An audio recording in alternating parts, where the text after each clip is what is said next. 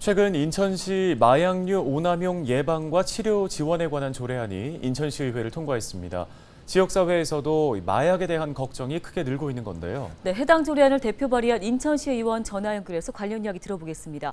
장성수 의원 연결되어 있습니다. 안녕하십니까? 네, 안녕하세요. 예, 마약 관련 조례가 필요할 만큼 지역사회 걱정이 늘고 있는 상황인데요.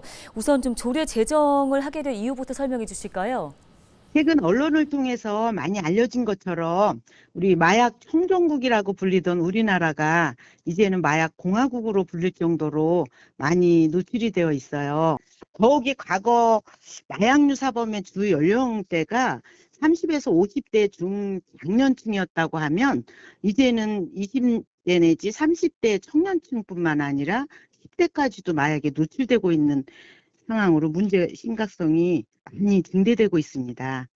특히 인천은 국제공항과 항만시설을 보유해서 마약류에 대한 노출 가능성이 큰 지역이에요.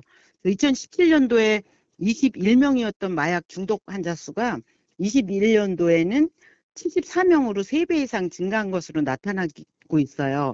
이러한 특성으로 인천 맞춤형 정책이 시급한 실정이었습니다.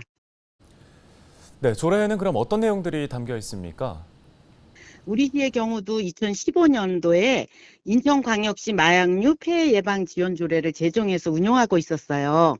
네, 하지만 이제 변화된 상황을 반영하기에는 기존 조례의 한계가 있기 때문에 최종적으로 기존 조례를 폐지 후에 새롭게 이번 조례를 발의하게 되었습니다.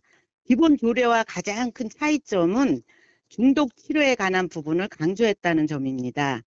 과거 예방만을 중시해 왔다면 중독자를 어떻게 치료할 것인지를 고민한 결과라고 볼 수 있습니다. 특히 이번 조례에는 마약뿐만 아니라 중독 증상을 유발하는 유해 약물을 별도로 규정하였어요. 마약처럼 체계적인 예방 때문에 마약처럼 체계적인 예방 및 중독 치료 지원이 필요해서 이를 반영해서 안을 마련하였습니다.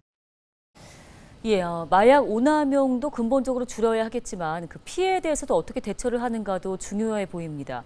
조례 제정 이후에 좀 기대해 볼 수 있는 효과들 어떤 게 있을까요? 조례를 통해서 예방 및 중독 치료 지원 사업이 구체화되는 것은 분명히 중요합니다. 또 마약 문제에 대한 인식 개선이 이루어지기를 기대하고 있어요.